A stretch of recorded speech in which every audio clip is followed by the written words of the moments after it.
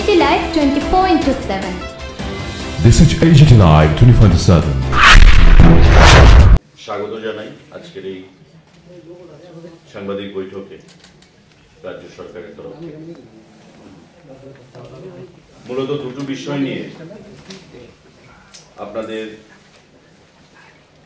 সামনে দপ্তরের থেকে, খাদ্য দপ্তর এবং পরিবহন দপ্তর থেকে যৌথভাবে এই সাংবাদিক বৈঠক ডাকা হয়েছে। আমার সঙ্গে যারা আছেন, আমার ডান দিকে আছেন director food additional secretary Sumit Lodh মহোদয়, বাদিকে আছেন additional secretary transport commissioner transport Subrata Chowdhury মহোদয়, এবং এক্সট্রিম ডানে যিনি আছেন joint director food and civil supplies Abhijit. আমাদের আপনারা জানেন বৎসরে দুবার খাদ্য দপ্তরের তরফ থেকে এবং কৃষি দপ্তরের সহায়তা কৃষকদের অর্থনৈতিক বুনিয়াদকে শক্তিশালী করার জন্য প্যাডি প্রকিউরমেন্ট করে থাকি, এবং সরকার প্রতিষ্ঠিত হওয়ার পর থেকেই আমাদের নির্বাচনী প্রতিশ্রুতি অনুযায়ী রবি এবং খারিফ সিজনে বছরে দুবার আমরা প্যাডি প্রকিউরমেন্ট করে আসছি। এবারও আমরা খাদ্য দপ্তরের তরফ থেকে কৃষি দপ্তরের সক্রিয় সহযোগিতায় সারা রাজ্যে আমাদের 51টা সেন্টারে এই প্যাডি প্রকিউরমেন্ট কর্মসূচি আমরা সম্পন্ন করেছি, যা সমাপ্ত হয়েছে। দীর্ঘ প্রায় 1 মাস ব্যাপী এই কর্মসূচি চলেছে। গত পরশুদিন তার সমাপ্তি হয়েছে সারা রাজ্যে। 19টা সাব ডিভিশনে এবারকার যে প্যাডি প্রকিউরমেন্ট কর্মসূচি সেটা আমরা করেছি, এবং 51টা সেন্টারে 19টা সাব ডিভিশনে 51টা সেন্টারে এই কর্মসূচি আমরা করেছি। টোটাল 17,497.109 MT প্যাডি এবার প্রকিউর আমরা করতে পেরেছি।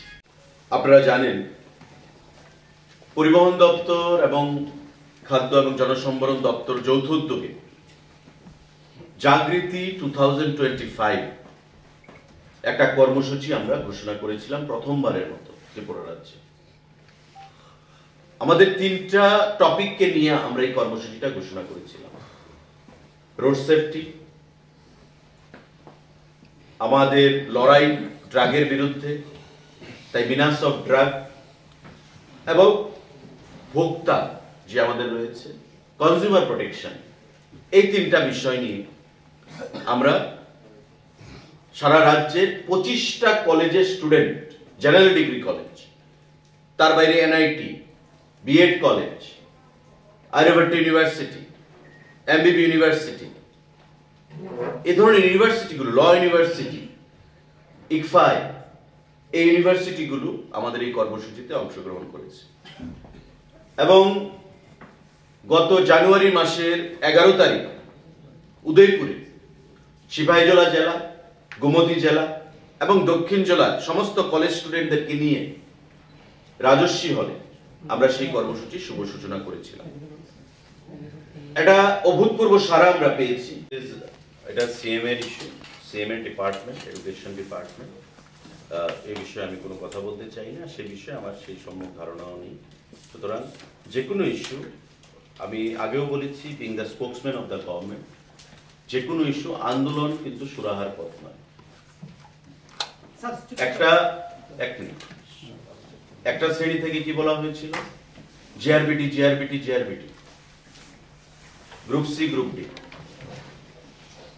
আমরা যখন চাকরি দেব, কোনো চাকরি ভবিষ্যতে যেন কোনো চাকরি না যায় সেটা চিন্তা করে সমস্ত কিছু আইন কানুন মেনে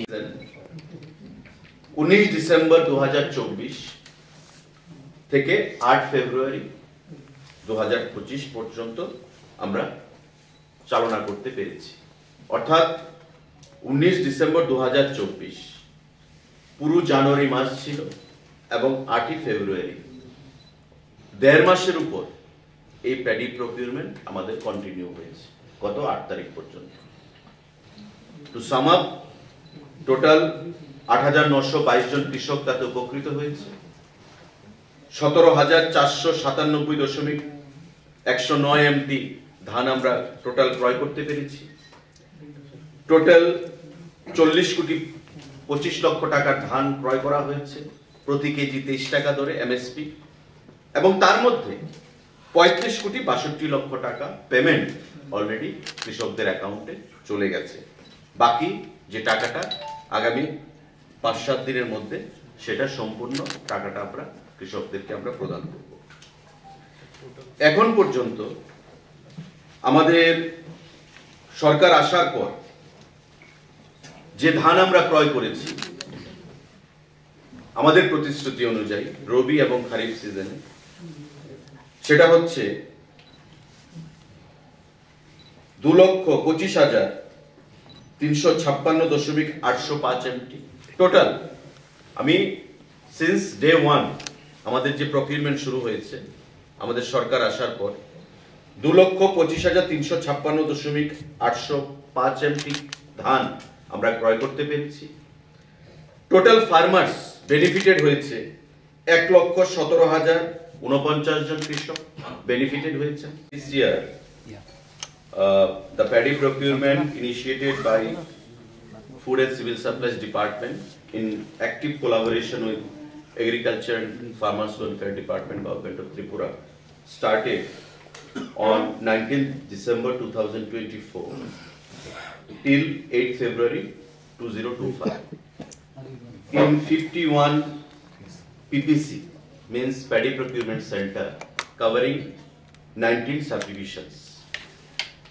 We are very happy to declare that total quantum of 70,497.109 MT paddy have been procured, with 8,922 farmers got the direct benefit. Total amount of money incurred is 40.25 crore, out of which 35.62 crore money have been released to the beneficiaries' account. In terms of percentage, 88% of the beneficiaries have been covered when it comes to disbursement of. পুরস্কার দেওয়ার অর্থ তাদেরকে motivate করা এবং এই কর্মসূচিটা সম্পর্কে সকলের মধ্যে সচেতনতা তৈরি করা।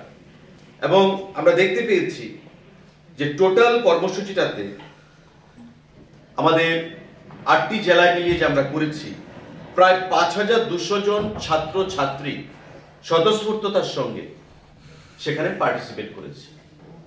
যেটা আমাদের যা লক্ষ্য যে কলেজ স্তরে, স্কুল লেভেলে, ক্লাস 11, ক্লাস 12 স্তরে অ্যাওয়ারনেস তৈরি করা, road safety, abuse of drug এবং কনজিউমার প্রোটেকশন নিয়ে আমরা মনে করি এই দুই দপ্তরের তরফ থেকে যেটা আমাদেরকে আগামী দিনে আরো অনুপ্রেরণা যোগাবে, যাতে করে আগামী দিনে কলেজ স্তরে, প্রতিটি কলেজ এবং স্কুল লেভেলে আমরা এই কর্মসূচিটাকে নিয়ে যেতে পারি এবং বছরে একবার দুবার নয়, সারা বছর আমরা বিভিন্ন জায়গায় ঘুরে ঘুরে সেখানে এই কর্মসূচিটা করা। কারণ আমরা মনে করি এবং এটা বিশ্বাস করি, মাননীয় মুখ্যমন্ত্রীও গতকাল বারবার বলেছেন যে নেশার কবল থেকে রক্ষা করা, অ্যাক্সিডেন্টের হাত থেকে রক্ষা করা, ভোক্তা হিসেবে আমার অধিকার সম্পর্কে আমার জানা, এটা শুধু একমাত্র জনসচেতনতা যদি আমরা তৈরি করতে পারি তবেই আমরা নির্মূল করতে পারব।